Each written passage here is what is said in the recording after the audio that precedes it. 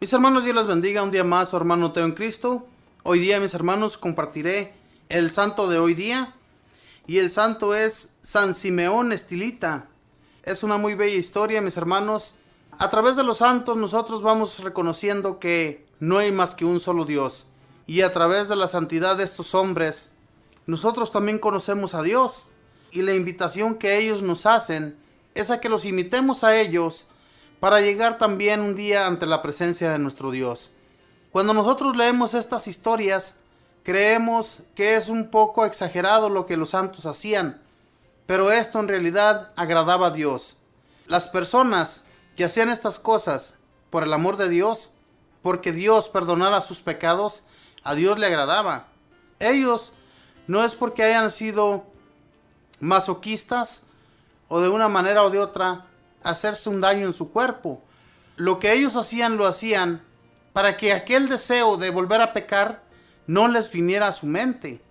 Con el dolor que ellos sentían, pues obviamente que no iban a pensar más que en el dolor en vez de pecar y hacerse daño en el alma. Eso era lo que ellos buscaban, agradar a Dios a través de no pensar en los males, en hacer daño o en hacerse daño a su alma, porque eso es lo que hacemos nosotros continuamente. Voy, mis hermanos, a comenzar a leer esta historia. San Simeón Estilita. Dice: nace cerca del año 400 en el pueblo de Sisán, en Cilicia, cerca de Tarso, donde nació Pablo. Estilita significa el que vive en una columna. De pequeño se dedicaba a pastorear ovejas por los campos, pero un día, al entrar en una iglesia, oyó al sacerdote leer el sermón de la montaña, las bienaventuranzas, en el capítulo 5 del Evangelio de San Mateo. Se entusiasmó al oír que Jesús anuncia: dichosos serán los pobres, porque de ellos es el reino de los cielos. Dichosos los puros de corazón, porque ellos verán a Dios. Se acercó a un anciano y le preguntó qué debía hacer para lograr cumplir esas bienaventuranzas y ser dichoso. El anciano le respondió: lo más seguro sería irse de religioso a un monasterio. Se estaba preparando para ingresar a un monasterio y pedir mucho a Dios que le iluminara qué debía hacer para lograr ser santo e irse al cielo, y tuvo un sueño. Vio que empezaba a edificarse el edificio de su santidad y que cavaba en el suelo para colocar los cimientos, y una voz le recomendaba: ahondar más, y al final oyó que la voz le decía: solo cuando seas lo suficientemente humilde, serás santo. A los 15 años entró a un monasterio y, como era muy difícil conseguir libros para rezar, se aprendió de memoria los 150 salmos de la Santa Biblia para rezarlos todos cada semana, 21 cada día. Se le considera el inventor del cilicio, o sea, de una cuerda hiriente que algunos penitentes se amarran en la cintura para hacer penitencia. Se ató a la cintura un bejuco espinoso y no se lo quitaba ni de día ni de noche. Esto para lograr dominar sus tentaciones. Un día, el superior del monasterio se dio cuenta de que derramaba gotas de sangre y lo mandó a la enfermería, donde encontraron que la cuerda o cilicio se le había incrustado entre la carne. Difícilmente lograron quitarle la cuerda con paños de agua caliente, y el abad o superior le pidió que se fuera para otro sitio, porque allí su ejemplo de tan extrema penitencia podía llevar a los hermanos a exagerar en las mortificaciones. Se fue a vivir a una cisterna seca, abandonada, y después de estar allí 5 días en oración, se le ocurrió la idea de pasar los 40 días de Cuaresma sin comer ni beber, como Jesús. Le consultó a un anciano y éste le dijo: para morirse de hambre hay que pasar 55 días sin comer. Puede hacer el ensayo, pero para no poner en demasiado peligro la vida, dejaré allí cerca de usted 10 panes y una jarra de agua, y si ve que va a desfallecer, come y bebe. Así se hizo. Los primeros 14 días de Cuaresma rezó de pie, los siguientes 14 días rezó sentado, los últimos 12 días de la Cuaresma Eran tanta su debilidad que tenía que rezar recostado en el suelo. El domingo de resurrección llegó el anciano y lo encontró desmayado y el agua y los panes sin probar.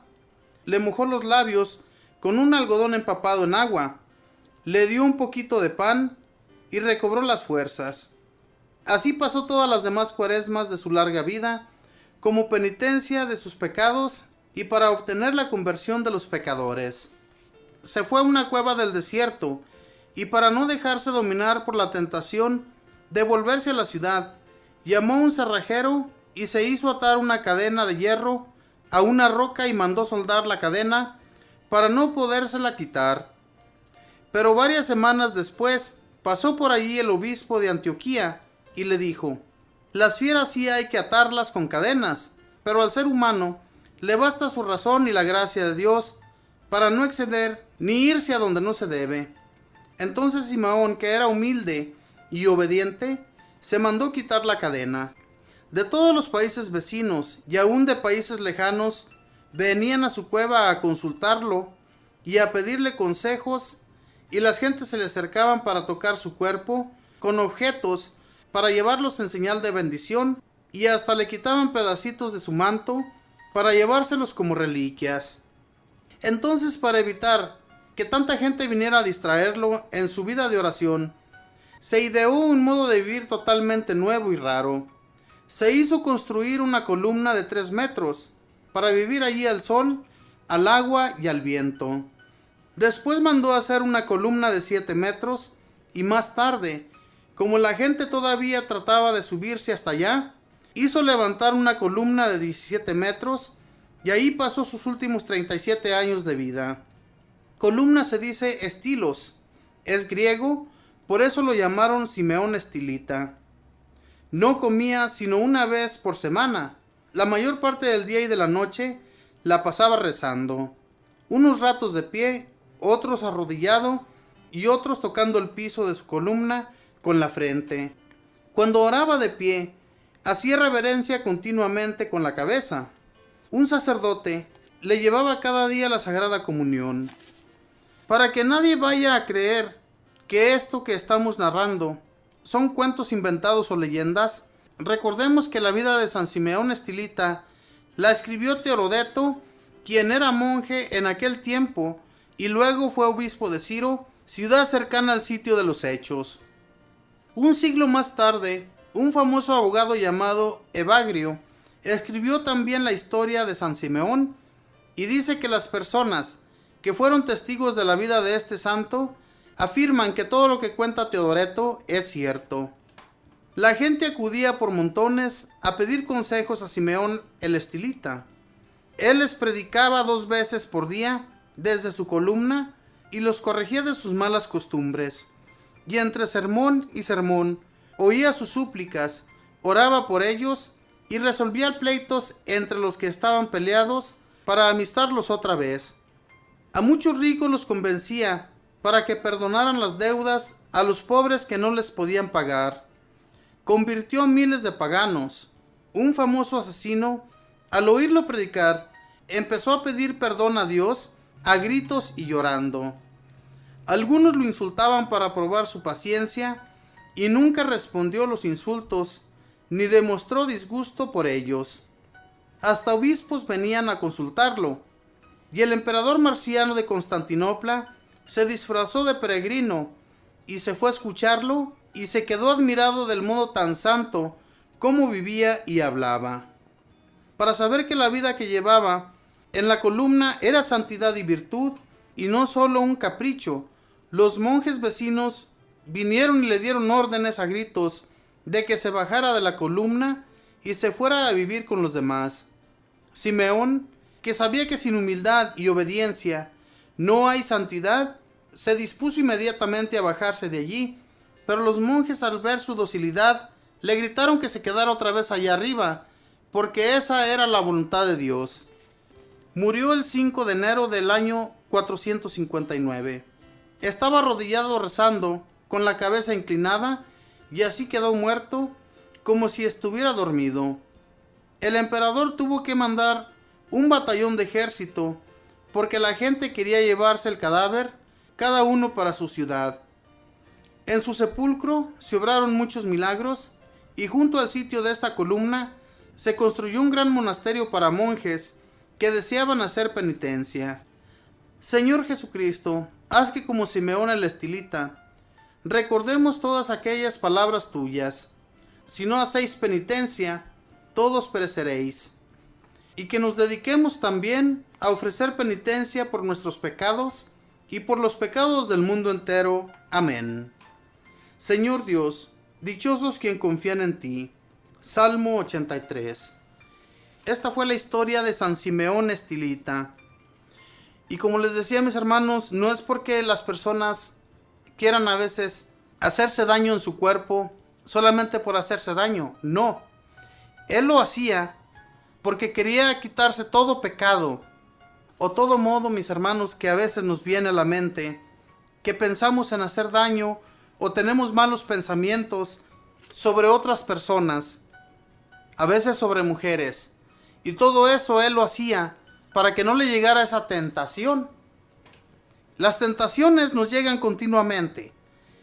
Y este hombre hacía su penitencia para eso, para que las tentaciones no vinieran a él. Por eso se la pasaba rezando, pidiendo a Dios por los pecadores y por sus propios pecados. Que yo no creo que este hombre haya pecado como nosotros pecamos hoy en la actualidad. A nosotros se nos viene un pensamiento malo a la mente y rapiditamente lo llevamos a cabo. Y esto no debe de pasar, hermanos. Las personas que lo buscaban para darles consejos. Los consejos que él les daba cambiaba totalmente a las personas. Miren, este hombre de Constantinopla, que era gobernador de allá, de esa ciudad, vino disfrazado para escucharlo. Y cuando escuchó cómo hablaba este hombre, creyó en realidad que era un santo. Y los obispos y sacerdotes que venían también ante él para que les diera un consejo, los consejos que él daba cambiaban el modo de pensar o el modo de ser de aquel sacerdote o de aquel obispo. Porque no todos en la viña del Señor son buenos, aunque sean sacerdotes. Y estos hombres cambiaban su vida. Lo que hagamos nosotros, mis hermanos, si queremos hacer penitencia, hagámosla. No es malo hacer penitencia. Fíjese los días que duró él sin comer. 40 días y 40 noches sin comer. Ni beber agua no es fácil. Aquel sacerdote, aquel anciano que le dijo que lo podía hacer, pero que le iba a dejar unos panes y una jarra de agua para que si se sentía totalmente debilitado, comiera y bebiera. Pero ya los últimos días ni siquiera se acordó de lo debilitado que estaba. Se desmayó y este anciano vino y le empapó los labios con un algodón, con agua, y le dio pan de comer y recobró sus fuerzas. Y todas las demás cuaresmas pasaba lo mismo, sin comer ni beber. ¿Quién de nosotros somos capaces de hacer algo así como este hombre? Nadie, hermanos, porque nadie tenemos la fuerza ni la voluntad de llevar a cabo estas cosas. Si la tuviéramos, lo haríamos por amor a Dios, pero no lo hacemos porque a veces somos cobardes. No podemos realizar tales cosas porque no tenemos el espíritu como aquellas personas lo tenían. Si lo tuviéramos, lo haríamos y estaríamos mucho más cerca de Dios, pero no lo estamos porque no nos atrevemos. Mis hermanos, que Dios les bendiga, que pase un feliz día. Bendiciones.